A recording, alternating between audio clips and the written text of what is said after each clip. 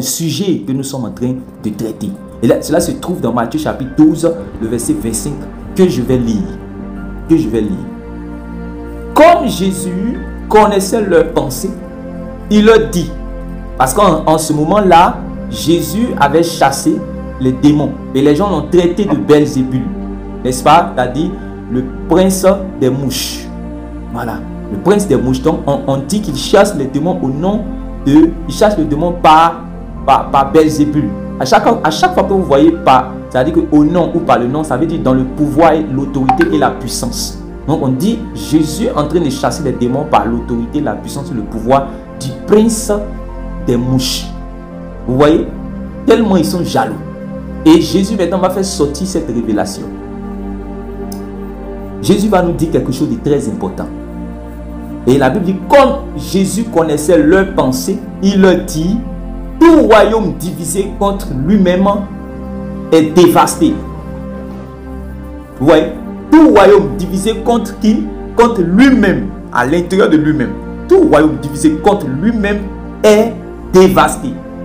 Et toute ville ou toute maison divisée contre elle-même ne peut subsister. Vous voyez? Donc, ça ne se limite pas au royaume. Très souvent, quand nous lisons ce passage, le mot qui revient facilement, c'est tout royaume divisé contre lui-même. Mais en réalité, Jésus ne dit pas seulement tout royaume divisé contre lui-même. Jésus dit tout royaume divisé contre lui-même ne peut est déjà dévasté. Tout royaume divisé contre lui-même est déjà dévasté. Et toute ville, c'est-à-dire toute ville ou toute maison qui est divisée contre elle-même ne peut subsister. Donc tu mets royaume, tu mets, comment on appelle ça, ville, tu mets maison, tu mets famille, tu mets église, tu mets tout ce que tu veux, tu mets groupe, tu mets équipe, tu mets, je sais pas, tous ceux qui sont ensemble et qui sont, c'est-à-dire que ensemble, en étant divisés, ils ne pourront pas subsister. Ça, c'est très important en réalité de comprendre. C'est un principe absolu, c'est-à-dire que à comprendre. Qu'importe réellement le royaume, qu'importe la ville, qu'importe la famille, qu'importe la maison, qu'importe sa gloire, qu'importe sa puissance, qu'importe son roi, qu'importe son armée, qu'importe ses soldats, qu'importe son économie, qu'importe sa puissance, si ce royaume-là est divisé contre lui-même, il ne pourra jamais subsister. Qu'il soit dans le ciel ou qu'il soit sur la terre, s'il est divisé contre lui-même, il ne pourra jamais subsister. C'est très important. Jésus dit que même le royaume de Satan, ouais, même le royaume de Satan ne veille pas à être divisé contre lui-même. Et c'est ça qui fait que son royaume continue d'avancer. Même le royaume de Satan, c'est un principe même qui touche tous les royaumes, y compris le royaume de Satan. Parce que la suivi en fait, puisque c'est un principe, donc la suivi de tout royaume, la suivi de toute famille, la suivi de toute ville réellement dépend en grande partie de son unité. Ça ne dépend pas de sa force, seulement de sa puissance, de son pouvoir ou de son roi. C'est-à-dire qu'un royaume peut avoir pour roi Jésus. Mais si ce royaume est divisé, ce royaume ne pourra pas subsister. Selon le principe que Jésus vient d'établir. Un royaume peut avoir c'est-à-dire que Dieu peut déverser toute sa gloire, sa puissance, sa richesse, son autorité, son pouvoir, sa sagesse à un groupe, à une ville, à une famille, à un peuple, à quoi encore? À une église locale. Mais si ce groupe, cette famille-là, c'est-à-dire qu'ayant reçu malgré qu'ayant reçu toute la puissance de Dieu, le pouvoir, la richesse de Dieu, le privilège de Dieu, mais si, c'est-à-dire que cette famille ou cette église-là n'est pas dans l'unité, elle ne pourra pas subsister. Il faut que vous acceptez que cette vérité-là réellement descende en vous. Regardez le verset 26, ce qu'il dit.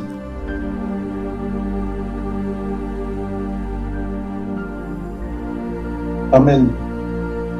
Si Satan chasse Satan, oui, il est divisé contre lui-même. Oui. Comment donc son royaume subsistera-t-il? Vous voyez? Il dit, si Satan chasse Satan, il est divisé contre lui-même, comment donc son royaume subsistera-t-il? Est-ce que vous voyez? Donc, le royaume, la suivi de tout royaume, y compris le royaume du diable, dépend, comme j'ai dit, en grande partie, c'est-à-dire que c'est lié en grande partie à son unité interne, c'est-à-dire son unité interne. Voilà, il faut qu'il y ait une unité interne pour que cette...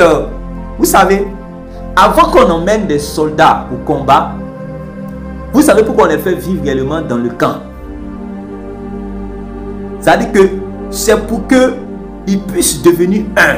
C'est pour cela quand ils sont en train de faire la guerre, quand il y a un soldat automatique, quand un soldat prend une balle, qu'il est blessé, vous allez voir que les gens vont travailler à ce qu'on puisse le mettre, ils vont se battre pour qu'on puisse le mettre sain et sauf quelque part d'abord, avant de pouvoir continuer le combat. C'est-à-dire que la personne est prête même à donner sa vie comme si c'était son propre frère. Pourquoi? Parce que dans le camp là-bas, ils ont travaillé à ce que ces gens-là soient un. Est-ce que vous comprenez? S'il n'y a pas une unité interne, regardez comment on fait pour attaquer les armées. On cherche à faire ce qu'on appelle l'infiltration. Donc on infiltre l'armée pour qu'il y ait une division interne, ce qu'on appelle les traites. S'il y a une division interne, c'est fini. Regardez comment Jésus même a su que la seule chose à faire réellement pour pouvoir casser lui son petit groupe de 12 là, c'est qu'il y ait un dans cette famille close là, je vais dire comme ça, dans ce groupe restreint de 12 disciples, de 12 apôtres, puisqu'il y avait une grande famille de disciples, mais il y avait 12 qui étaient bien organisés. Mais il y avait quelqu'un, si on l'a touché, c'est-à-dire le groupe de Jésus là-bas s'est cassé. Est-ce que vous comprenez ça? C'est pas du jeu. Est-ce que vous comprenez? Si on a réussi à atteindre réellement cette personne, c'est-à-dire qu'on a mis cette personne là, c'est-à-dire que cette famille là à être divisée à l'interne, on va pouvoir l'atteindre. Donc il faut bien comprendre, l'église doit clairement entendre et comprendre cette déclaration ferme de Jésus-Christ. Cette déclaration ferme de Jésus-Christ doit être comprise réellement par l'église. C'est très important.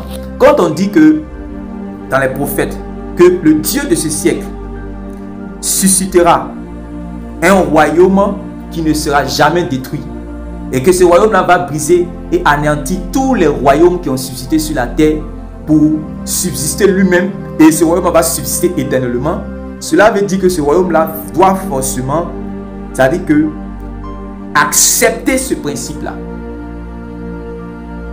Voilà. Cela veut dire que quand on va rentrer dans le royaume de Dieu là, Dieu doit s'arranger à ce que on ne puisse pas être divisé en interne.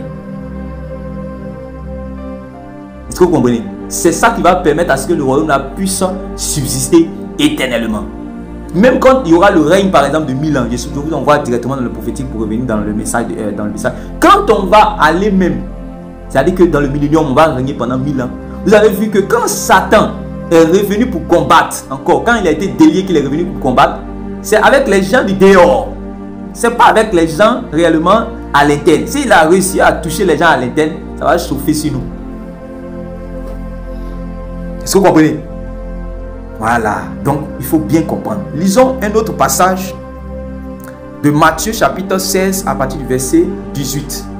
Parce qu'en réalité, nous attendons effectivement que le royaume de Dieu arrive. Mais Dieu a fait sur la terre par Jésus-Christ un royaume de sacrificateurs.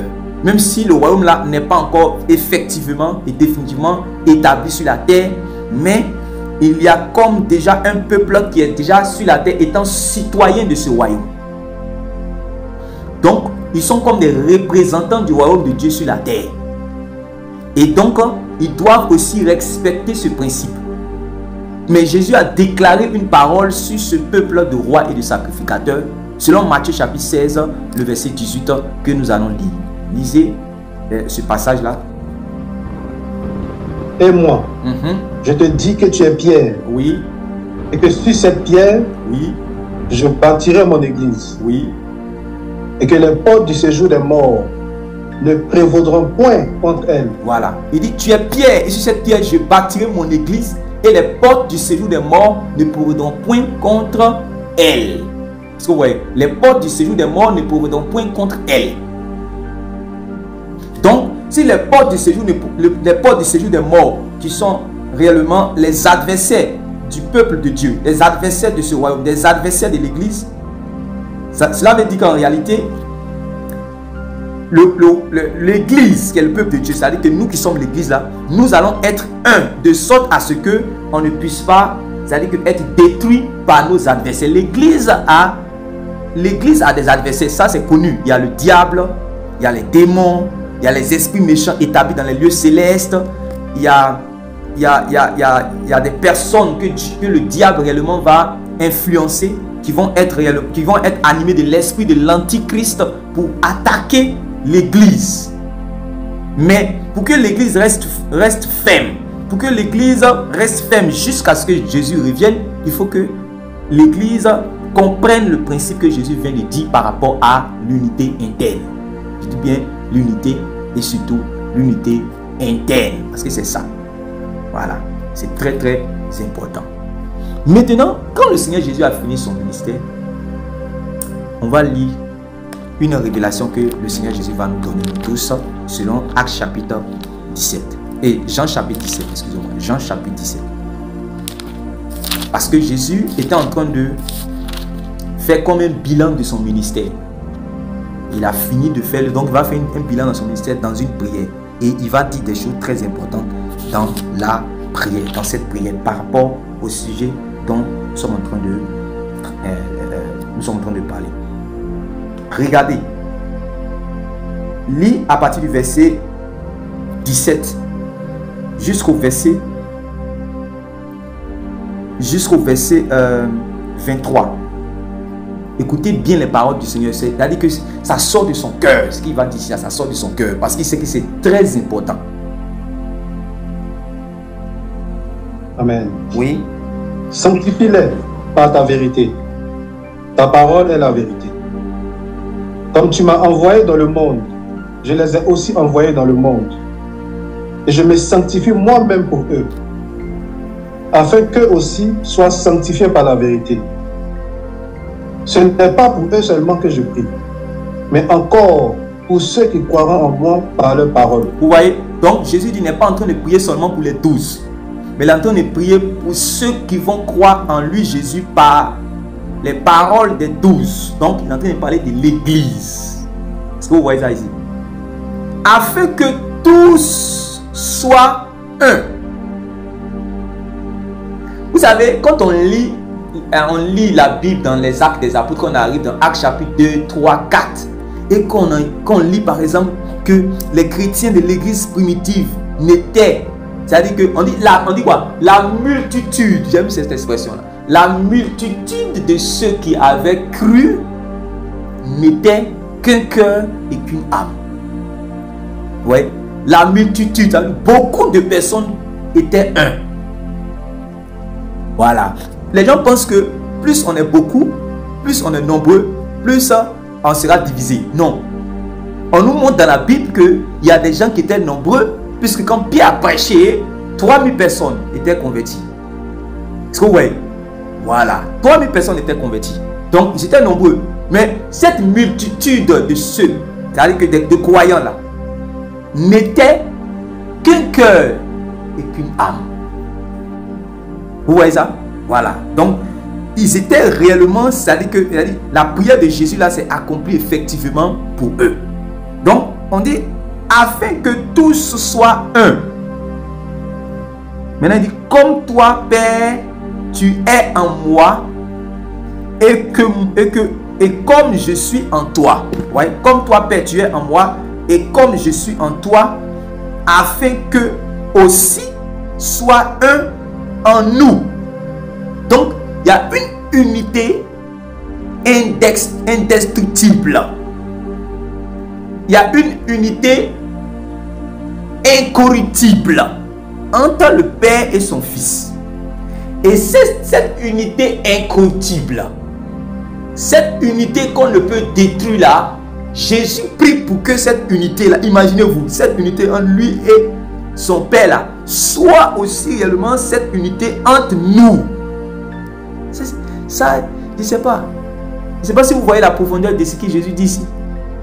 Afin que tout soit un, comme toi, Père, tu es en moi, et comme je suis en toi. C'est-à-dire que, il dit, comme je suis, de la manière dont je suis en toi et que toi tu es en moi, là, c'est comme ça que moi je veux que eux, là, ils soient un.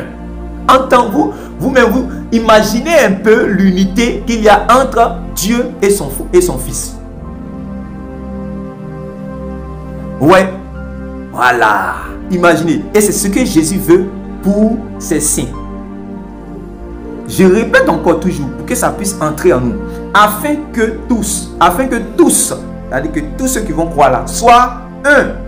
Comme toi, Père, tu es en moi et comme je suis en toi, afin que aussi soit un en nous. Maintenant, il dit à la fin, pour que le monde croit que tu m'as envoyé. Donc, notre unité témoignera de ce que Dieu a envoyé Jésus-Christ. Ça là, c'est fort. Notre unité interne, notre amour fraternel, notre charité commune va rendre un témoignage au monde, aux non-croyants, que Dieu a effectivement envoyé Jésus-Christ. Est-ce que l'église sait ça? C'est pas moi qui parle, hein? C'est Jésus. Il dit au verset 22, je leur ai donné la gloire que tu m'as donnée, afin qu'ils soient un, comme nous sommes un. Ouais, non? Voilà. Moi en eux et toi en moi, afin qu'ils soient parfaitement un. Rien. Et que le monde connaisse que tu m'as envoyé et que tu les as aimés comme tu m'as aimé. Est-ce que vous voyez ça?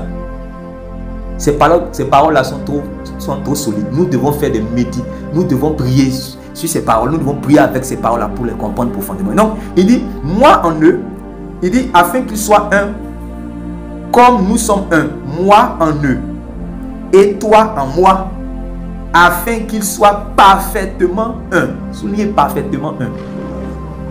Jésus prie pour que l'église soit parfaitement un avant de monter. Parce qu'il sait, il a déjà donné le principe qu'un royaume divisé à l'intérieur de lui-même ne peut pas subsister. Donc, comme il sait qu'il doit partir, il fait ses dernières prières. Ce qu'on appelle la prière sacerdotale. C'est-à-dire qu'il a fait son ministère terrestre. Maintenant, il va monter en tant que sacrificateur après sa mort pour aller présenter réellement le sang de notre rédemption éternelle. Donc, avant de partir, il fait ses dernières prières pour dire réellement en tant que sacrificateur, en tant qu'envoyé de Dieu, Jésus-Christ, homme, a accompli la volonté de Dieu. Mais il va laisser un peuple sur la terre. Il va laisser une famille sur la terre. Il va laisser son épouse sur la terre. Il va laisser nous, toi et moi, il va nous laisser réellement sur la terre. C'est-à-dire, maintenant, il s'inquiète dans cette prière. C'est-à-dire, il prie pour que, vous voyez ici son inquiétude, parce qu'il ne veut pas qu'il y ait la division entre nous, les saints, entre nous, les chrétiens, les disciples du Seigneur Jésus. Il ne veut pas. C'est pour ça qu'il prie pour que la volonté de Dieu, notre Père qui est aux cieux, que ton règne, que ta volonté soit faite sur la terre comme elle est au ciel. Et Jésus maintenant prie de telle manière à ce que même le Père soit touché. Il dit de la manière que nous deux on est un là. Que moi, il dit le Fils ne fait rien de lui-même, mais il fait ce qu'il voit faire au Père et il en fait de même. Il dit, les paroles que je suis en train de vous dire là, que vous avez dit que ce sont mes paroles, ce ne sont pas mes paroles. Il y a quelqu'un qui est à l'intérieur de moi, qui me, par son esprit, qui me donne de parler. Je n'ai même pas de paroles. Donc il y a une unité terrible que, ça veut dire qu'on ne pourra même pas comprendre jusqu'à peut-être qu'on va arriver dans l'éternité là. C'est ça, on va comprendre. Il y a une unité entre le Père et son Fils là, que nulle personne ne connaît. C'est pour ça que Jésus dit que personne ne connaît le Père et personne ne connaît le Fils. Personne ne connaît le Fils et personne ne connaît le Père, si ce n'est celui à qui le Fils veut révéler. Vous n'avez pas compris. Donc il y a une unité là, que même nous qui sommes sur la terre là, notre intelligence ne peut pas comprendre. C'est une unité entre Dieu et son Fils que nous on ne va jamais comprendre jusqu'à ce qu'on puisse arriver dans le nouveau ciel, la nouvelle terre. Maintenant il dit cette unité là, lui veut que ça puisse réellement être entre nous. Bon, ce verset là m'a brisé. C'est pour cela que, en tant que chrétien, tu dois t'arranger, mon ami, tu dois t'arranger à ne pas regarder un autre chrétien que tu sais qu'il a l'Esprit de Dieu, qui est un frère, et dès que tu le regardes en même temps, c'est le diable, tu vois le Satan. C'est que c'est bizarre. À cause de ce verset-là, c'est bizarre. Mais on arrive, on n'est pas encore arrivé. Je ne suis pas en train de... faut rester concentré. Dieu va nous parler, nous tous. Amen. Dieu va nous parler, nous tous. Il faut qu'on arrive à ça. Maintenant, je sais que les questions vont commencer à venir, mais aïe, donc ça veut dire quoi? Tous ceux qui croient les fausses doctrines, tous ceux qui marchent comme ça, donc ça veut dire qu'on doit être un. Je sais que ça commence à venir, mais calme-toi, avançons ensemble. Déjà, on doit accepter les principes, on doit accepter aussi la volonté de Dieu, ce que Dieu veut. Tu dois adopter ça, accepter ça. Est-ce que vous savez que en tant que chrétien, vous ne devez haïr aucun être humain sur la terre? Vous savez ça, au moins, c'est ce que les enseignements du Seigneur Jésus révèlent. Vous ne devez pas haïr, c'est-à-dire que vous ne devez pas haïr aucun être humain sur la terre. À combien plus forte raison, celui qui est votre frère, puisque vous avez le même Père céleste qui est dans les cieux. À combien plus forte raison? J'arrive. Regardez certains principes une fois que nous sommes en Christ. Quand nous devenons disciples, selon qu'il est dit, allez par tout le monde et faites de toutes les nations les disciples, il y a un principe spirituel qui entre réellement en vigueur. Galates chapitre 3, le verset 28.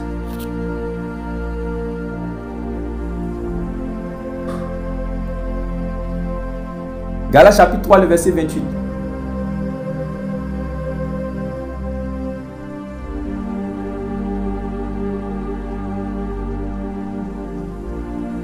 Oui. Amen. Il n'y a plus ni juif, ni grec. Il n'y a plus ni esclave, ni libre. Il n'y a plus ni homme, ni femme. Car tous, vous êtes un en Jésus-Christ. Vous comprenez ça? Quand on est de nouveau là, quand on dit la parole est venue chez les siens, elle a donné le pouvoir.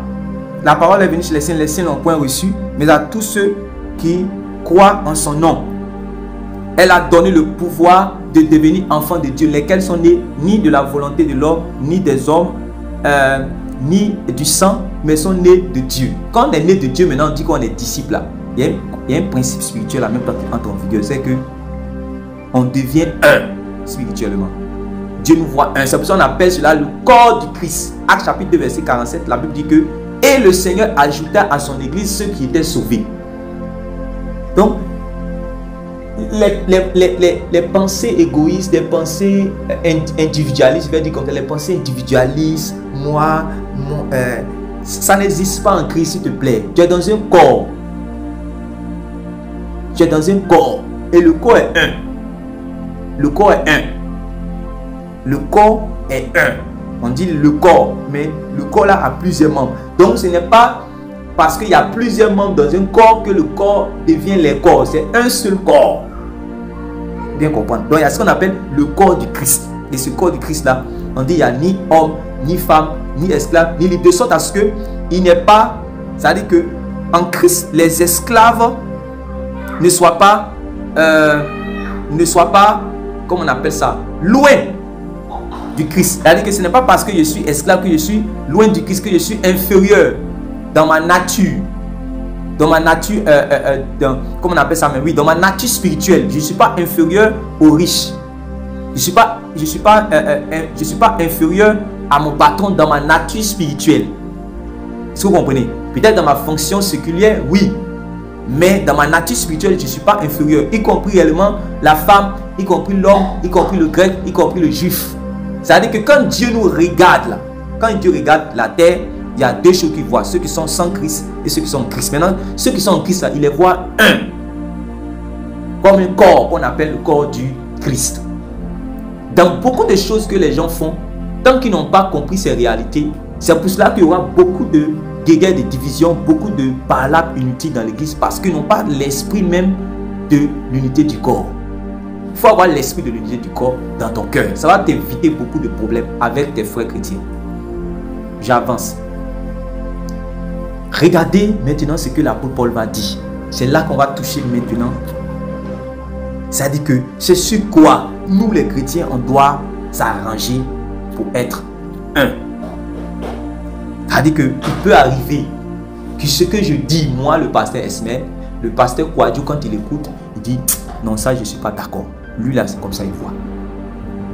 Ou le pasteur Gérard, il dit non, ça je ne suis pas d'accord avec le pasteur Kouadjou. Mais il y a 7 piliers là. Il y a 7 piliers. Il doit être d'accord avec moi. Sinon il n'est pas chrétien.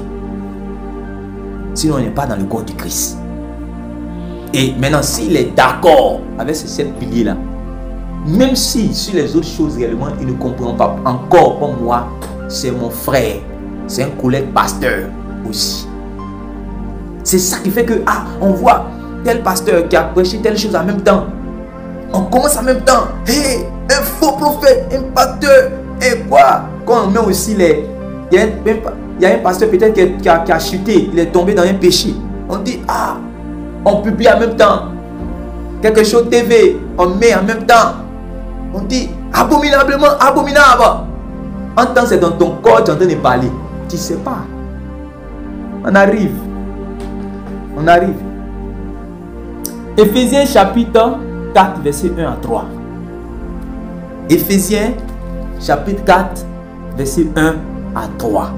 Éphésiens chapitre 4, verset 1 à 3. Je vais lire. Je vais lire. C'est l'apôtre Paul qui parle. Et vous savez que les chrétiens d'Éphèse étaient des chrétiens mûrs. Et c'est à eux-là qui pouvaient révéler, ils pouvaient vraiment donner des perles. Ils pouvaient réellement leur expliquer les choses solides. Voilà. Il dit, je vous exhorte. Donc, moi, le prisonnier dans le Seigneur, à marcher d'une manière digne de la vocation qui vous a été adressée.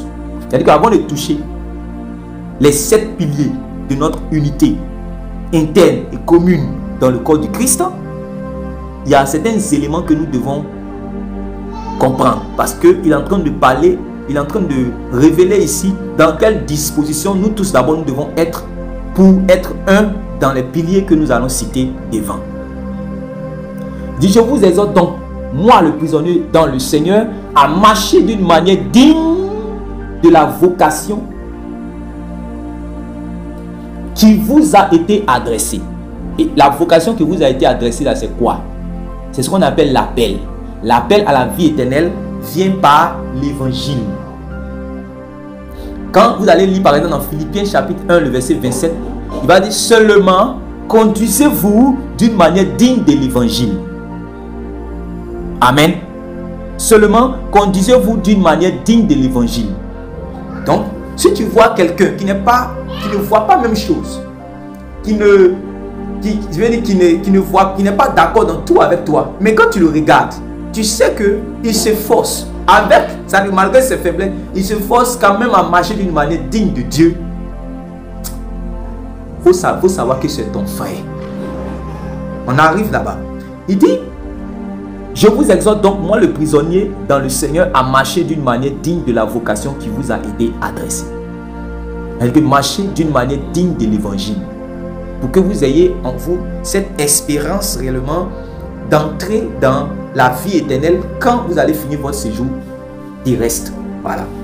Maintenant, il dit, regardez, en toute humilité et douceur, avec patience, donc soulignez les mots là, mettez ça quelque part, en toute humilité et douceur, avec patience, voilà, en toute humilité et douceur, avec patience, vous supportant les uns les autres avec charité. C'est terrible. Charité là-bas, là, faut mettre quelque part là-bas en bas, mais tu mets 1 Corinthiens chapitre 13. Charité là-bas, là, c'est 1 Corinthiens chapitre 13. On dit l'amour supporte tout là. On dit l'amour est patient.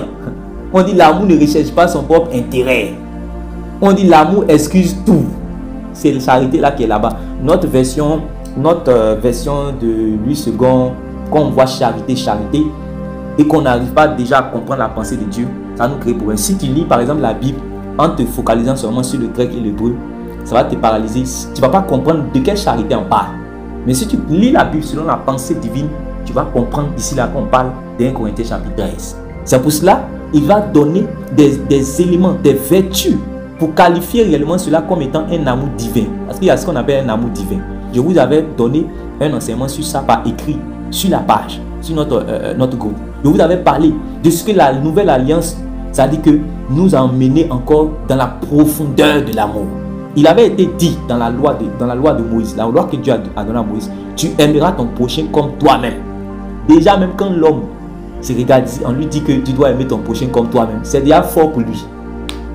Il pense que, c'est-à-dire que pendant qu'il est en train de se faire ses efforts pour aimer son prochain comme lui-même, Jésus arrive. Et puis Jésus dit, mon petit, c'est bien. Ce que tu fais là, c'est bon. Mais, va encore plus loin. Si tu veux me ressembler, va encore plus loin. Tu sais ce que tu vas faire? Tu sais que je t'aime. Ça au moins, tu ne peux pas discuter. Tu dis oui. Il dit comment? Il dit ah. Il te demande comment. Tu dis ah. Mais tu as laissé ton trône. Tu as laissé toute la gloire, l'adoration là. Et puis tu es venu sur la terre pour mourir d'une mort ignominieuse, douloureuse pour moi à Golgotha. Il dit ah oui, tu as raison, tu as de l'intelligence, qu'effectivement c'est la plus grande preuve d'amour réellement que j'ai manifesté pour toi, car je me suis donné moi-même. Maintenant il dit de la manière dont je t'ai aimé là, aime maintenant ton frère. Donc vous voyez que la loi concernant l'amour du prochain qui a été édictée dans la loi de Moïse est inférieure par rapport au nouveau commandement. Jésus appelle ça le nouveau commandement. Voilà, le nouveau commandement. Il dit, je vous donne un nouveau commandement. Parce que il y avait ce qu'on appelle le plus grand commandement de Dieu. Tu aimeras le Seigneur ton Dieu de tout ton cœur, de tout ton âme. Jésus a dit, oui, il n'y a pas de problème. Ça, c'est le plus grand commandement, il n'y a pas de problème. Maintenant, Jésus est venu ajouter dans la nouvelle alliance un nouveau commandement. Vous savez ça? Et ce nouveau commandement-là te permet d'accomplir toute la loi. Alléluia. Ça veut dire que quand tu observes, quand tu gardes, que tu marches dans ce commandement-là, tu as déjà obéi à toute la loi, mon frère, ma soeur. C'est magnifique. Tu es en dehors du péché. Le péché a peur de toi. Ça veut dire que tu es loin du péché. Quand tu gardes, quand tu observes et que le ciel témoigne que réellement cet amour qu'on appelle l'amour divin, ce nouveau commandement là dans ton cœur, tu as fini avec le péché. Parce qu'en réalité, le péché c'est la transgression de la loi. Mais quand toi tu as déjà accompli la loi, tu n'as rien à faire avec le péché. Donc nous qui luttons avec le péché là, c'est parce que cet amour là n'est pas dans notre cœur. Si cet amour là que Dieu a déversé par le Saint-Esprit, nous travaillons à ce que cet amour là se déploie, le péché n'a pas de pouvoir sinon. Je vous dis la vérité. Je vous dis la vérité. Il dit, en toute humilité et douceur, avec patience, vous supportant les uns les autres. C'est dit, vous supportant les uns les autres, cela sous-entend quelque chose. Vous savez que, c'est dans Éphésiens chapitre 4, verset 11, on dit que il a donné aux uns d'être apôtres, prophètes, pour le perfectionnement des saints. Cela veut dire quoi? Que les saints là ne sont pas encore perfectionnés. Les saints qui ont été déclarés saints, ils ont des défauts. Amen. Ils ont des défauts. Ils sont faillibles. Ils sont faillibles. Ils ont des défauts. Ils ont besoin d'être réparés. Quand on dit pour le perfectionnement, c'est-à-dire qu'ils ont besoin d'être réparés. Ils ont besoin d'être réparés. Voilà. Maintenant, tu vis avec des gens qui ont des défauts. Ne pense pas. On dit non, voilà, moi je quitte l'église. Moi, c'est fini. Les églises, les chrétiens sont. Voilà le témoignage que nous donnons chaque fois aux païens. Les chrétiens, ce sont les méchants. Les chrétiens, les païens même sont mieux. En réalité, quand nous disons ça, c'est parce que nous-mêmes là, on n'a rien compris. J'ai l'habitude de dire aux gens que chaque fois on dit non, il y a des gens qui quittent les églises, ils disent ils quittent l'église A, ils vont dans l'église B parce qu'ils disent je suis venu dans l'église A, on m'a pas manifesté l'amour. Quand je suis venu là, au lieu de me saluer en riant, Elle m'a salué en souriant. Donc, je sens qu'on me critique ici, là. Donc, je m'en vais dans l'église. On dit, elle va dans l'église B. Dans l'église B, quand elle arrive, elle dit non. Quand ils sont venus, quand j'ai accouché là, le savon qu'on m'a envoyé, c'est savon Maximus. Mais quand la soeur Nadine a accouché, on lui a envoyé BF. Je sens que ils font exception de personnes ici. Donc, je m'en vais dans l'église C. Elle va dans l'église C. Elle dit, en tout cas, je ne sens pas l'amour ici. Parce que, voilà. En tant que tu es chrétienne, non. Ça veut dire que, selon Romain, Dieu a déversé son amour aussi en toi. Toi aussi, tu as l'amour à donner. Il faut donner ton amour là.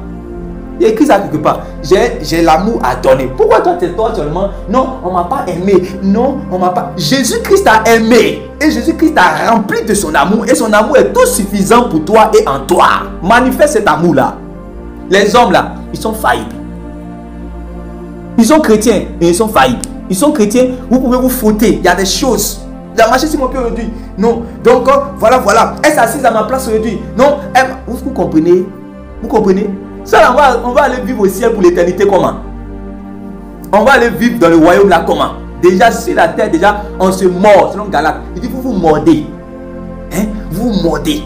C'est l'expression qu'il a utilisée. On se mord. Comprenez? Quand moi je suis assis ou bien je suis couché là. Mais l'objet de mes méditations, c'est la parole de Dieu. L'objet de mes méditations ne peut pas être non, voilà, ici là, ils m'ont fait ça, hein, comme ça, et ça.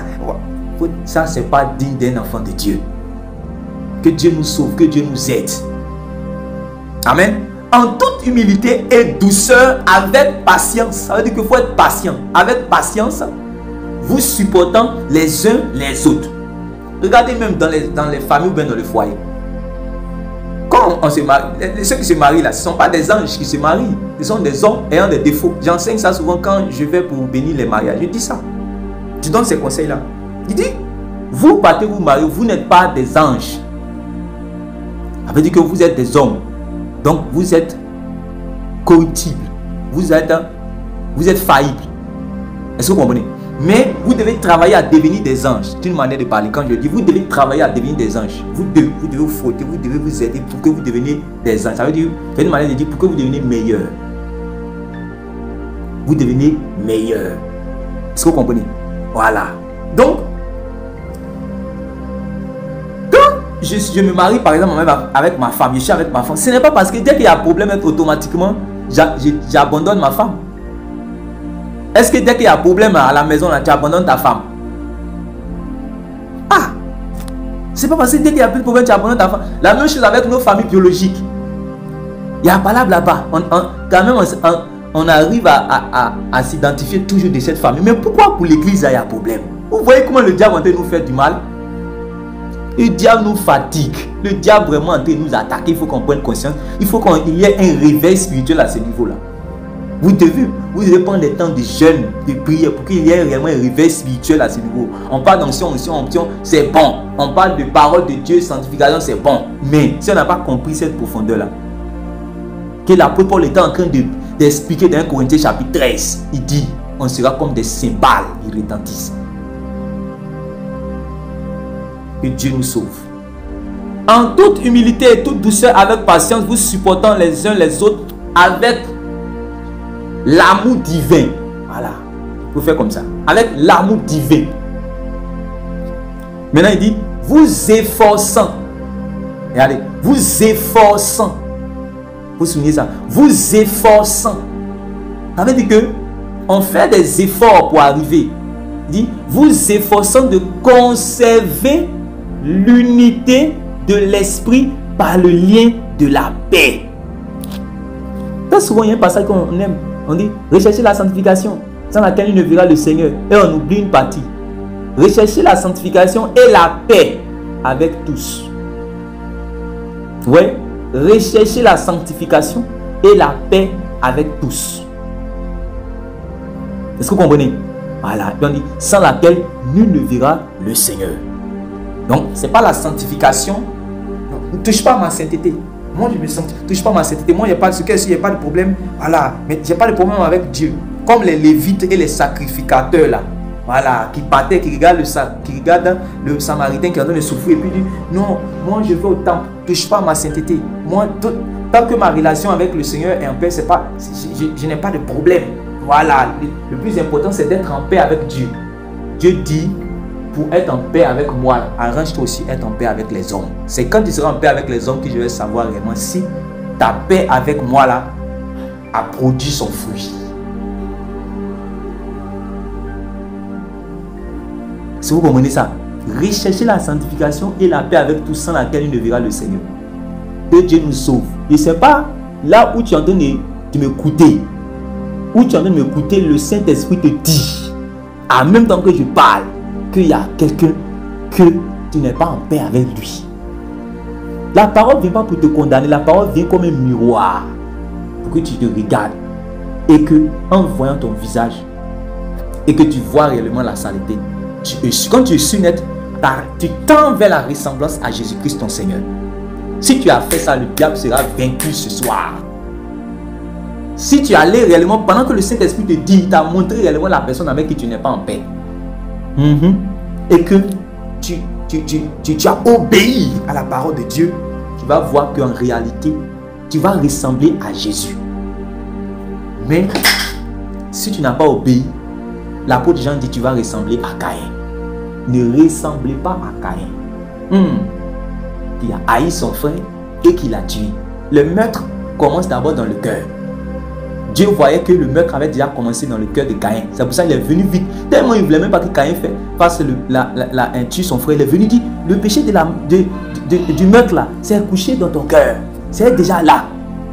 Mais si tu agis bien, alors tu relèveras ton visage. C'est pour ça que tu ne peux pas relever ton visage. Quand tu vois telle personne là, tu n'es pas en paix, tu n'es pas en joie. Tu vois, ton visage est froissé, ton cœur est bizarre, ton cœur est déchiré. Que Dieu réellement te restaure au nom puissant de Jésus. Tu reçois cela réellement. Le Seigneur te donne réellement la grâce, la force d'être en paix avec tous. Au nom de Jésus-Christ. Amen.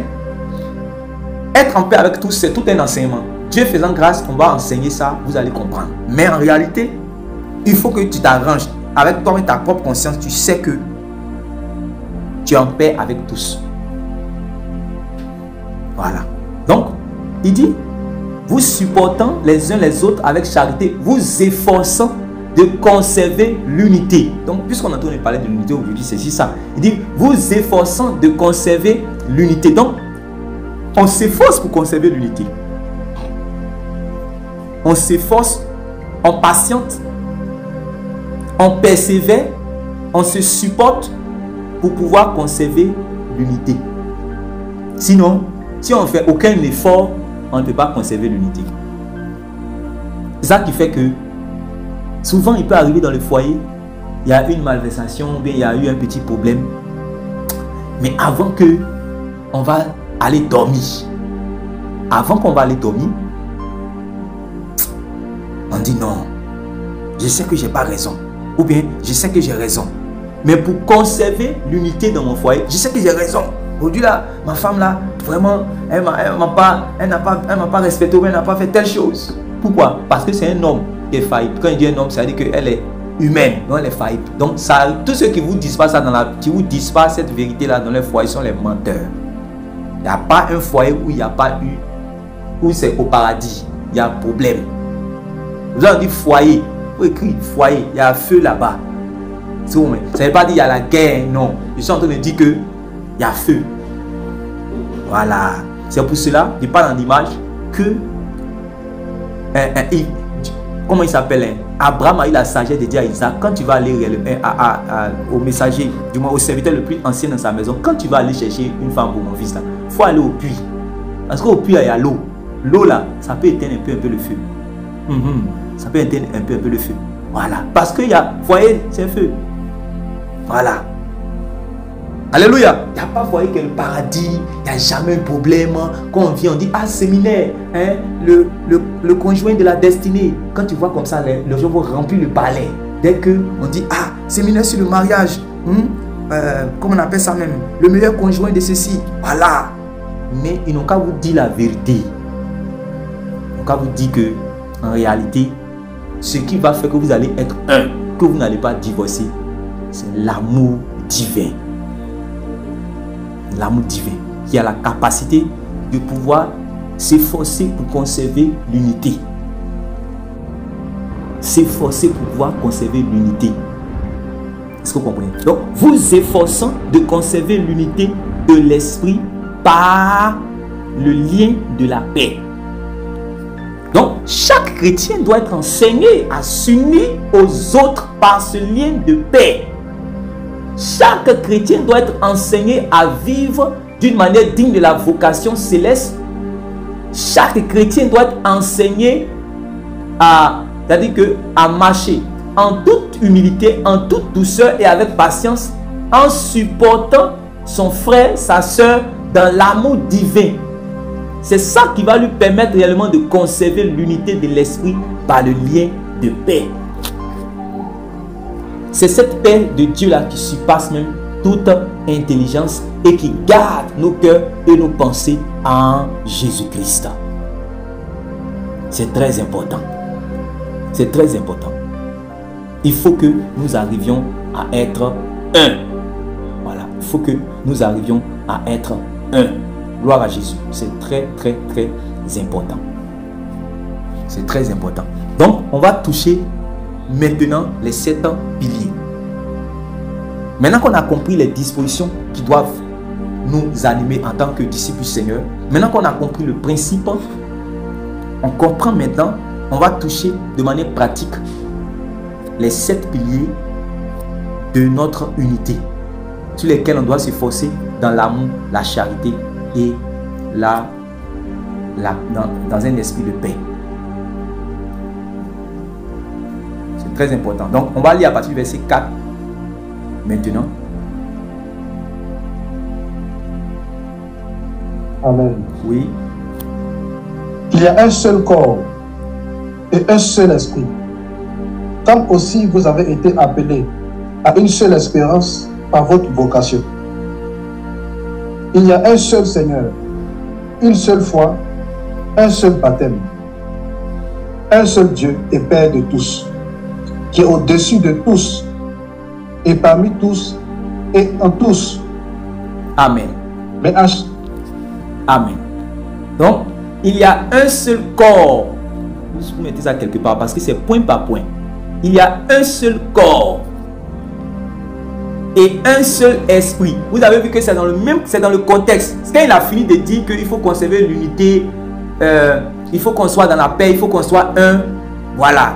C'est quand il a fini ça net, c'est-à-dire que qu'il dit qu'il y a un seul corps. Donc vous voyez que c'est dans le même esprit qu'il parle, c'est dans le même contexte qu'il parle. Voilà. Il y a un seul corps et un seul esprit, comme aussi vous avez été appelés à une seule espérance. Donc une seule espérance par votre vocation. Il y a un seul Seigneur, une seule foi, un seul baptême, un seul Dieu et Père de tous. Un seul Dieu et Père de tous, qui est au-dessus de tous et parmi tous et en tous. C'est fort. Donc il est urgent, il est nécessaire de bien connaître et de comprendre chacun de ces piliers qu'on vient de numérer, que l'apôtre Paul vient de numérer dans sa lettre aux Éphésiens à partir du chapitre 4, le verset 4. C'est très très important. Il faut que les chrétiens, il faut que chaque église locale, chaque leader d'église, chaque responsable d'église, chaque membre d'une église locale, chaque membre du corps de Christ, chaque disciple comprenne que le critère pour appartenir à l'église universelle, c'est d'obéir en fait à ces 7 piliers qu'on vient de numérer. Et ces 7 piliers sont les 7 piliers de l'église. Ce sont les 7 piliers en fait de l'unité de l'église. En fait, l'apôtre Paul dit en réalité, c'est vrai, tu peux penser comme ça, tu peux dire, mais il y a une chose sur laquelle réellement on doit être ensemble. Il va parler un peu de cela quand il va dire dans Éphésiens chapitre 3, et du moins Philippiens chapitre 3, où il va commencer à dire que je fais une chose, je ne regarde pas en arrière, je cours pour tâcher le prix de la vocation céleste. Je pense que je n'ai pas encore saisi tout ça. Et à la fin, il va dire que si quelqu'un ne pense pas de la même manière, mais il faut que quand même on soit ensemble. Est-ce que vous comprenez? Je vais lire ça pour que vous puissiez voir, pour que vous puissiez comprendre ces choses-là. C'est très important. Philippiens 3, verset 12. Philippiens 2, je pense. Philippiens 2, 3. Vous allez voir.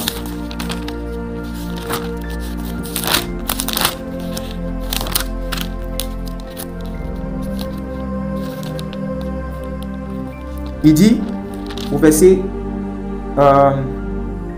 15, nous tous donc qui sommes parfaits, ayons cette même pensée. Et si vous êtes en quelque sorte, et si vous êtes en quelque point d'un autre avis, Dieu vous éclairera là-dessus. Quand quelqu'un parle comme ça, ça veut dire qu'il considère l'autre comme son frère. Est-ce que vous comprenez? Il dit, nous tous qui sommes parfaits, ayons cette même pensée. Ça veut dire que par rapport à un sujet dont il vient de parler, là-bas il est en train de parler du salut. Il dit, et si vous êtes en quelques points, c'est-à-dire que quelques points, pas le point du salut, mais en quelques points, ça veut dire que il peut avoir certaines choses que, c'est-à-dire en quelques points, nous les leaders, nous les pasteurs, nous les prédicateurs, nous les chrétiens, là, il peut avoir. C'est parce que la volonté parfaite de Dieu, c'est qu'on puisse avoir une même pensée. Mais s'il arrivait là, que nous ayons une... c'est-à-dire que sur un point, des pensées peut-être qui arrivent, qui sont divergentes, nous ne devons pas voir aussitôt la personne comme étant le diable, de sorte à ce qu'il ne doit pas avoir aucune communion entre nous et lui. Nous ne pouvons plus prier, nous ne pouvons plus lui dire bonjour. Non, non, non. Voilà. Il y a certains points sur lesquels il faut qu'on soit un. Parce que c'est ça réellement qui fonde notre unité. Et puisque en réalité, on va toucher même ce point-là. Donc, on revient sur notre passage de base. Donc, il y a un seul corps, un seul esprit. Comme vous avez été appelé à une seule espérance par votre vocation, il y a un seul Seigneur, une seule foi, un seul baptême, un seul Dieu et Père de tous, qui est au-dessus de tous, et parmi tous et en tous. Donc, selon ce qu'on est en train de voir, quel est donc le premier pilier de l'unité de l'Église? Selon que l'apôtre Paul révèle aux chrétiens de Corinthe. Quel est le premier pilier? Il faut écrire, ça va t'aider dans la suite. Ça va t'aider dans ta marche chrétienne et dans ton ministère si réellement tu es appelé au ministère. Quel est le premier pilier de l'unité de l'Église? Amen, papa. Oui, frère Villa, vas-y. Et je dirais que l'apôtre Paul nous appelle à être un seul corps. Très bien. Le premier pilier. Très bien. L'apôtre Paul nous appelle, nous exhorte à être un seul corps. Très bien. Vous voyez, non? Donc c'est trop facile de dire non, il y a le corps du Christ, il y a le corps, non, le corps du Christ. Mais est-ce que tu es un avec ce corps-là? Est-ce que je suis un avec ce corps? Donc c'est un appel, c'est une exhortation. Voilà.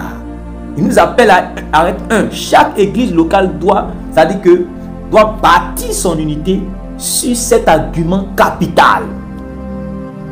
Chaque église locale devrait bâtir son unité sur cet argument capital. L'église est un et un seul corps. L'église est un seul corps. C'est vrai que ce corps-là a plusieurs membres. Ça, c'est une réalité. Mais aucun de ces membres ne peut subsister sans être en communion étroite avec les autres parties. Il y a des choses que si tu comprends, ça va t'éviter l'orgueil.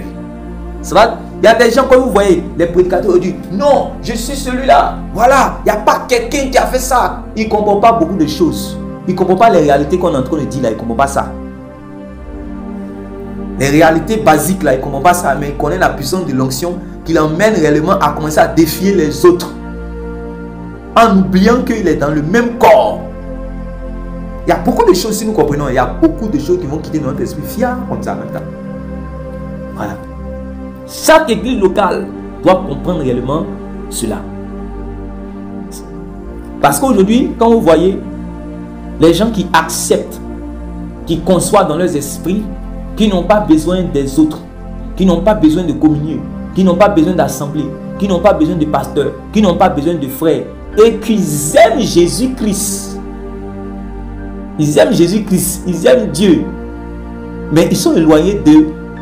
C'est-à-dire que leur frère, c'est-à-dire que quelqu'un que Dieu aime et que Dieu en lui, toi tu t'éloignes de lui. Mais c'est Dieu que tu cherches réellement à toucher. Tu dis non, ça ne marche pas comme ça. Je vous ai mis ensemble.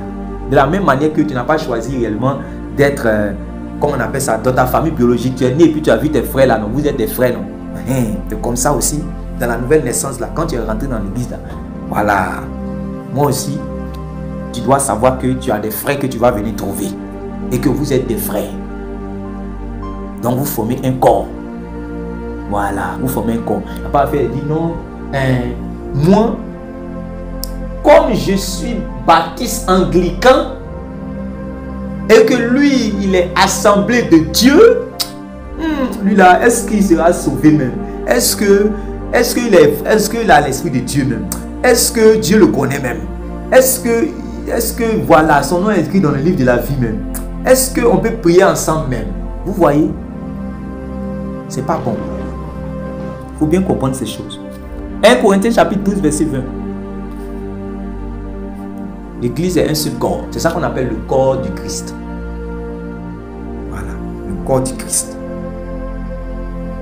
Permettez-moi l'expression, c'est comme un corps spirituel et mystique. Voilà. C'est invisible, mais ça existe.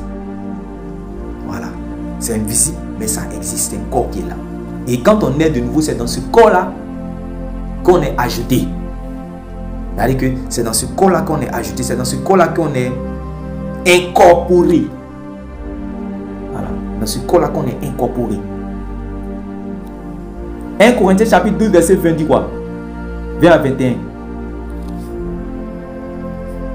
Maintenant donc, il y a plusieurs membres et un seul corps. Vous voyez non? Maintenant donc, il y a plusieurs membres et un seul corps. Si nous sommes une église locale et que nous fonctionnons en disant non, moi, sans faire les choses en pensant au corps, cette église locale sera toujours faible. C'est ce que chaque fois je dis aux frères. Quand tu fais toutes tes choses, est-ce que tu penses au corps? Quand tu ne penses pas au corps en faisant des choses, bon, il y a des choses que tu n'as pas compris. Ouais, c'est une réalité que nous sommes plusieurs membres. Mais il y a une vérité que réellement, nous sommes un seul corps. Nous sommes plusieurs membres, mais nous sommes un seul corps. Donc maintenant, donc, il y a plusieurs membres et un seul corps. Oui. L'œil ne peut pas dire à la main, je n'ai pas besoin de toi. Ni la tête dit aux pieds, je n'ai pas besoin de vous. Vous voyez, non? L'apôtre Paul est en train de développer, en prenant réellement un principe par rapport au corps humain, et puis commence à expliquer les réalités spirituelles. Donc, le plus grand désir de Dieu, c'est qu'il n'y ait point de division dans le corps. Dès que la main commence à se voir plus importante que les pieds, et que les yeux disent qu'ils n'ont pas besoin de la tête, et que la tête dit non, je n'ai pas besoin de l'orteil, la division commence. Voilà, la division commence. Tous les membres doivent donc s'entraider et se soutenir les uns les autres. Tous les membres doivent s'entraider et se soutenir les uns les autres. Que Dieu nous aide. On va baisser la tête, on va commencer à prier. Je ne sais pas.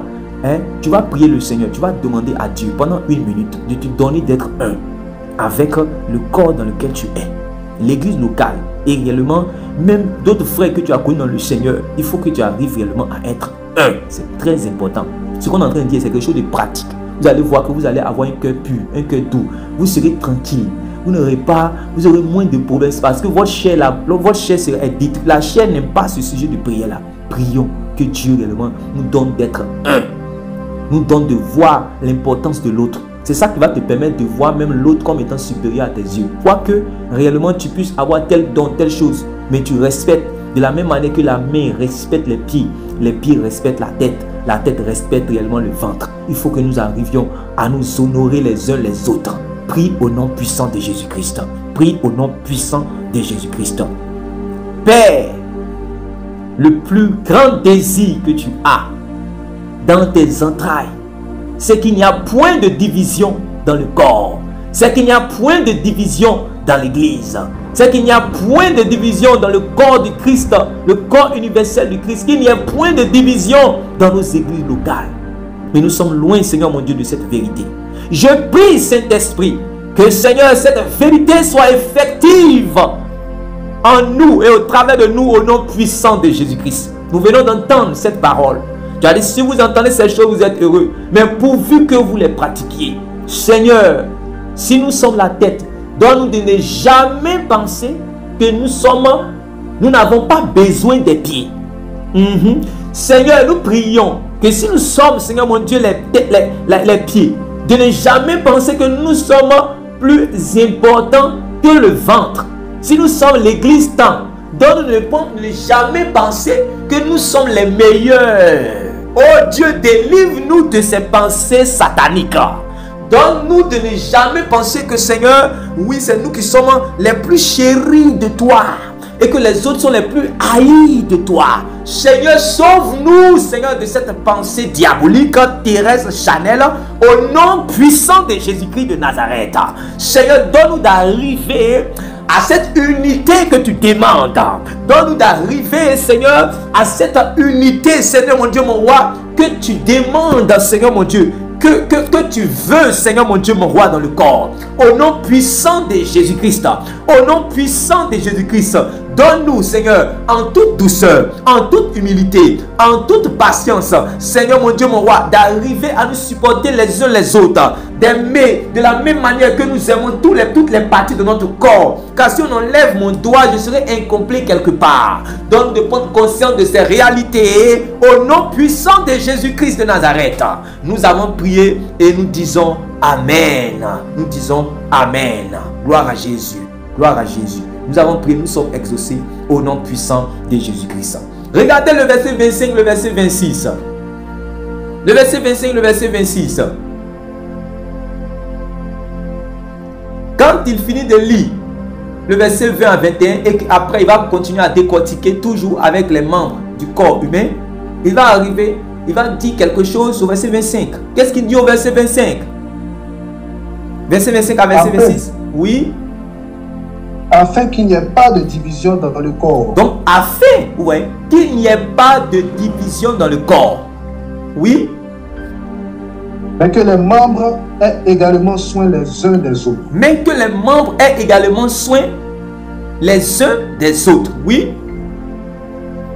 Et si un membre souffre, tous les membres souffrent avec lui. Et si un membre souffre, tous les membres souffrent avec lui. Oui. Et une église locale, une église dans une ville, une église dans une commune qui est arrivée réellement à cette vérité-là, va vivre ce qu'on appelle ce que vous appelez le réveil là. Voilà, si ça arrive, si on est arrivé à ça, c'est fini. Le diable va trembler jusque depuis l'enfer, depuis son monde des ténèbres, il va trembler. Si un membre souffre, tous les membres souffrent avec lui. Oui. Si un membre est honoré, tous les membres se réjouissent avec lui. Vous comprenez? Et si un membre est honoré, tout le monde est jaloux dans son cœur. C'est ça? Et si un membre est honoré, tout le monde est jaloux dans son cœur. Non. Non, Daddy. Voilà. Et si un membre est honoré, tous les membres se réjouissent avec lui. Est-ce que quand on honore ta soeur, est-ce que tu te réjouis? Ou bien tu commences à ressembler à Caïn? Si vous voyez, c'est comme ça. De la même manière, on dit quand ton frère souffre, tu souffres avec lui. Mais il y a une autre réalité, c'est que il va arriver que certains membres réellement dans le corps vont avoir leur jour d'honneur, leur temps d'honneur. Mais quand ça arrive là, parce qu'il y a d'autres qui masquent ça. Quand sa soeur se marie, il va prendre cet exemple-là. Et là, il va donner les passages. Et de toutes les façons, le mariage, on ne se marie pas dans le royaume des cieux. Moi là, c'est Jésus. Le mariage, c'est pas important. L'enlèvement va venir. Voilà. Ça veut dire que elle essaie d'être spirituelle, mais en réalité, il y a quelque chose qui est dedans. Il faut se réjouir d'abord du mariage de la sœur. Même si c'est ta petite sœur. Amen. Il faut te réjouir. Voilà, son jour d'honneur, il faut te réjouir. Voilà. Sinon, elle sait que la soeur là, elle sait que l'enlèvement là va arriver. Elle sait que dans le royaume de Dieu là, on ne va pas prendre ni de mari ni de femme. Elle sait ça. Donc, je prends cet exemple là seulement. Sinon, il y a plusieurs exemples. Il faut que vous puissiez réellement être, vous puissiez vous réjouir. Non, on ne dit pas, ah, quand mon tour, voilà. Non, tout ça là, c'est Chanel. Ah, quand mon tour, bien quoi là. Il faut te réjouir d'abord. Quand Dieu a vu que tu t'es réjoui là, tu es en train de prophétiser même déjà. Tu n'as pas besoin de dire, ah, mon tour arrive. Quand tu es déjà dans la joie là, ton tour, tu as prophétisé ton tour. C'est ça les gens, ce sont ces réalités spirituelles là que les gens ne vous disent pas. Et puis on essaie de vous donner réellement les trucs, on va vous dire non c'est prophétique, c'est quoi. Quand quelqu'un réellement se réjouit, que tu vois que c'est ton frère, il faut être content. Il faut être content. Quand tu vois que Dieu est en train de nourrir quelqu'un, Dieu est en train d'élever c'est-à-dire qu'un frère, un membre, il faut être heureux dans ton cœur. C'est très important. Il ne faut pas laisser. Il peut arriver, parce qu'on dit, ce qui vient en premier est animal, mais c'est ce qui vient ensuite qui est spirituel. C'est pour ça que Jésus a dit, la chair est faible. Il a commencé par le côté animal. La chair est faible, mais l'esprit est bien disposé. Donc ça veut dire quoi? Il peut arriver, ça nous arrive nous tous. Moi quand je parle là, je parle par l'esprit de Dieu. Voilà. Donc souvent là, je parle comme prophète. Je sais ce qui se passe. Dieu me fait comprendre certaines réalités du corps de l'homme, dans le cœur de l'homme là. Comme les prophètes pouvaient dire, le cœur de l'homme est tortueux. Donc quand je dis, ça nous est arrivé à nous tous, que la chair se manifeste en premier. Voilà. Mais tu n'as pas encore péché. Si maintenant tu arrives, le péché a couché à ta porte, si réellement tu arrives même à dominer sur lui, alors tu l'as chassé dans ton cœur. Est-ce que vous comprenez? Donc il peut arriver que ça arrive à quelqu'un, réellement d'avoir une pensée vraiment, tu sens que ce n'est pas pur, ce n'est pas normal. Ça c'est la chair qui s'est manifestée. Mais l'esprit est bien disposé. Fais comme Jésus. Quand ça a commencé à chauffer, il a dit, Père, s'il est possible que cette coupe s'éloigne de moi. Donc en tant qu'homme, ce qui est animal, ce qui est humain s'est manifesté. Mais il est rentré en lui-même. Il a dit, non pas comme je veux, mais comme tu veux. Donc l'esprit s'est manifesté. Il a dit que la chair est faible, mais l'esprit est bien disposé. Ce qui est animal vient en premier, mais ce qui est spirituel vient ensuite. Donc il peut arriver que de manière réellement, dans la faiblesse de la chair, une pensée est venue qui n'est pas pu. Mais vous avez, en tant que des hommes spirituels, la capacité d'enlever toute pensée qui ne glorifie pas le nom du Seigneur dans vos vies au nom puissant de Jésus-Christ. Tu dis Amen, tu reçois cela avec puissance au nom puissant de Jésus-Christ. Il faut bien comprendre ces choses. Ouais. Donc, les membres du Seigneur Jésus sont parfaitement unis et solidaires. Normalement. En réalité, le corps de Christ est, c'est-à-dire que, dans le corps de Christ là, selon la volonté de Dieu, selon le plan idéal de Dieu, nous sommes un. Donc maintenant, chacun doit travailler pour arriver réellement à cela. Mais ça commence par ces genres de choses là. Ce qu'on est en train de, l'apôtre Paul est en train de développer ici. Amen. Ce que l'apôtre Paul est en train de développer ici. Donc on est en train de parler du fait que nous sommes un. Nous sommes un seul corps. Nous sommes un seul corps. Éphésiens chapitre 1 verset 22. Prenez cela. Éphésiens chapitre 1 le verset 22. Éphésiens chapitre 1 le verset 22. Amen. Oui. Il a tout mis sous ses pieds. Et il a donné pour chef suprême à l'église, qui est son corps. Oui. Oui, vas-y. Ah, d'accord. Qui est son corps, la plénitude de celui qui remplit tout en tous. Amen. Donc vous voyez qu'on dit Dieu a tout mis sous les pieds de Jésus et il a donné pour chef suprême à l'église qui est son corps. Donc l'église est le corps, la plénitude de celui qui remplit tout en tous. Donc c'est l'église qui est précisément le corps de Christ. Maintenant, puisque Christ n'est pas divisé, c'est ce que l'apôtre Paul avait dit. Christ est-il divisé? Donc puisque Christ n'est pas divisé, puisque Christ lui-même n'est pas divisé, donc son corps ne peut pas être divisé. Mais comme ceux qui composent son corps sont dans la chair, c'est pour ça qu'il y a lutte. Est-ce que vous comprenez? Ceux qui composent le corps de Christ là, ils habitent dans la chair, ils habitent dans ce qui est animal. C'est pour ça, avant de partir, Jésus savait que ce n'est pas quelque chose de systématique. Non, l'église est un. Donc, l'église est indivisible. Ça, il y a ce qu'on appelle le plan idéal, le plan prophétique, le plan idéal. C'est ce que Dieu veut, la volonté parfaite. Mais l'apôtre Paul maintenant nous donne le secret pour arriver réellement à ce niveau-là. C'est là qu'il a dit dans Éphésiens chapitre 4. Il y a un micro qui est ouvert. Veuillez à fermer le micro, s'il vous plaît. C'est là qu'il a dit dans Éphésiens chapitre 4 là que vous devez vous efforcer pour conserver cette unité-là. Parce que si vous ne vous efforcez pas, vous n'allez pas pouvoir arriver. Vous devez vous efforcer dans la patience. Vous devez vous efforcer en toute douceur. Vous devez vous efforcer dans l'humilité. Et avec un amour divin, ce qu'on a dit la charité là-bas, avec un amour divin, de conserver cette unité-là et ce lien de paix. Est-ce que vous comprenez? Pourquoi? Parce que vous êtes un seul corps. Il y a un micro qui est ouvert. Aidez-moi à fermer le micro.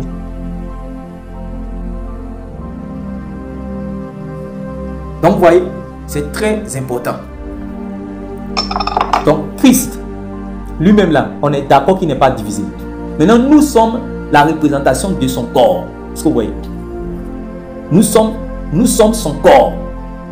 Donc, si Christ n'est pas divisé, nous qui sommes son corps, nous ne devons pas être divisés.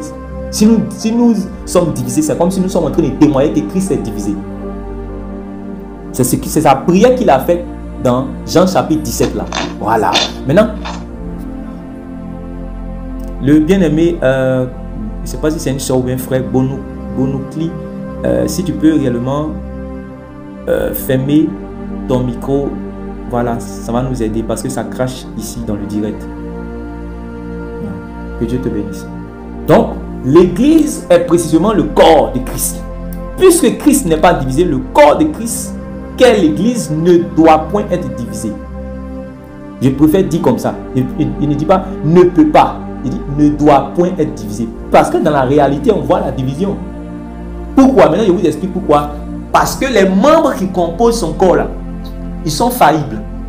Les membres qui composent son corps, ils habitent en fait une chair qui est corruptible. Donc, s'ils ne se laissent pas conduire continuellement par l'esprit, s'ils ne se forcent pas en toute douceur, en toute humilité, pour arriver réellement à cette vérité-là, il y aura toujours réellement des petites divisions au milieu d'eux. Et c'est ce que l'apôtre Paul maintenant arrive à Corinthe et puis dit, mais attends, qu'est-ce qui se passe au milieu de vous? N'êtes-vous pas Chanel?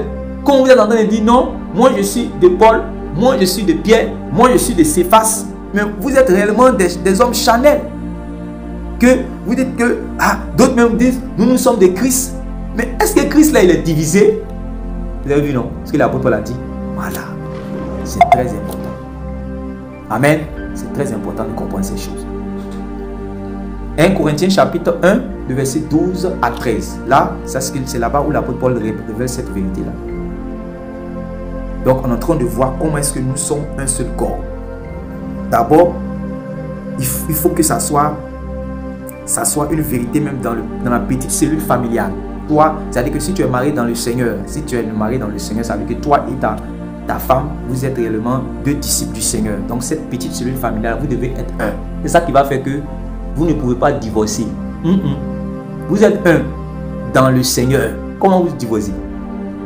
Il y a beaucoup de choses que les gens doivent comprendre. Ce sont des réalités spirituelles. Là. Tu comprends ça? Tu as compris? Vous êtes un dans le Seigneur. Vous ne pouvez pas dire. C'est ça, les gens sont venus, Seigneur, que Rabbi, que Moïse a dit que si la femme a fait ça, s'il y a eu telle chose, on peut divorcer. Quoi, il dit, au commencement, il n'en était pas ainsi. On est en train de les ramener au commencement. En réalité, c'est ce que Christ est venu faire. La restauration qu'il est venu accomplir dans les âmes sur la terre. C'est pour que nous puissions réellement revenir comme au commencement. Il y a une restauration. Est-ce que vous comprenez? Voilà, il y a une restauration. Nous sommes devenus un en Dieu. Maintenant, Dieu là, il t'a mis dans un corps où il y a d'autres personnes avec qui il est un. Donc, ces personnes avec qui il est un, là, ces personnes qu'il aime là, toi, tu dois être un avec eux et tu dois les aimer. Voilà, c'est comme ça. Ce sont des choses à comprendre. Quand on comprend, ça nous aide. Ça fait que sur la terre là, il n'y a pas une personne que tu aimes et que tu hais. Il n'y a pas une personne que tu hais. Mais là encore, ça c'est le premier niveau. Le deuxième niveau, il veut que tu arrives même à aimer tous ceux qui sont sur la terre. Premier niveau, t'arranger à ne pas haïr les hommes qui sont sur la terre. Parce que ce sont les bien-aimées créatures de Dieu. Ce sont les bien-aimés. Dieu les aime. Est-ce que vous voyez? Voilà. Et Dieu a donné Jésus pour eux. Donc ce sont des gens qui coûtent cher aux yeux de Dieu. Donc toi, tu ne dois pas t'arranger à les haïr. Ça fait 1, 2. Tu dois les aimer. Parce que ne pas haïr, c'est une bonne chose. Mais tu dois les aimer. Et Jésus dit, tu dois les aimer comme moi je t'ai aimé. C'est terrible. C'est terrible. 1 Corinthiens chapitre 12, verset 13. 1 Corinthiens chapitre 1, du moins. 1 Corinthiens chapitre 1, verset 12 à 13. Qu'est-ce que l'apôtre dit? Je vais dire que chacun de vous parle ainsi. Moi, je suis de Paul, et moi d'Apollos, et moi de Céphas, et moi de Christ. Christ a-t-il divisé? Paul a-t-il été crucifié pour vous? Ou est-ce que, au nom de Paul que vous avez été baptisé? Je rends grâce à Dieu. Vous voyez? C'est très important. Tu es au verset combien? Au verset 13, non? Verset 13, papa. Voilà. Il dit, je veux dire donc que chacun de vous parle ainsi. Moi, je suis de Paul, et moi d'Apollos, et moi de Céphas, et moi de Christ. Christ est-il divisé? Maintenant, il dit, Paul a-t-il été crucifié pour vous? Ou est-ce au nom de Paul que vous avez été baptisé? Parce que à partir de là, on va entrer dans une autre réalité. Et à partir de là, on va entrer en fait dans une autre réalité que vous devez réellement comprendre. Quand on est en train de parler d'abord que nous sommes un seul corps. Parce que dès qu'il va finir de dire nous sommes un seul corps, après il va dire que nous sommes un seul esprit. Comment Dieu a fait pour que nous tous nous soyons un seul corps? Réfléchissons. Comment Dieu a fait que moi qui suis réellement en Côte d'Ivoire, je suis un seul corps avec une autre personne réellement qui croit à Washington? Comment? Parce qu'on est limité, moi et la personne sont limités selon le temps et l'espace. Il y a des milliers de kilomètres entre nous, mais comment est-ce que nous sommes unis? Comment est-ce que nous sommes un? C'est là maintenant qu'on rentre dans le deuxième pilier. Parce que c'est ça qui a permis à Dieu de faire de nous réellement un seul peuple, dans lequel il n'y a ni juif ni grec, il n'y a ni homme ni femme, il n'y a ni esclave ni libre.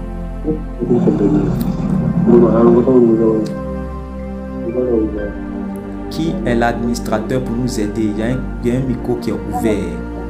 Bon, la sœur n'est pas là. Celui qui a invité le frère Bonou, s'il peut couper son micro. Oui, toutes mes excuses, je vais écrire avec... c'est une sœur, en fait, je vais l'écrire tout à l'heure pour faire règle. D'accord.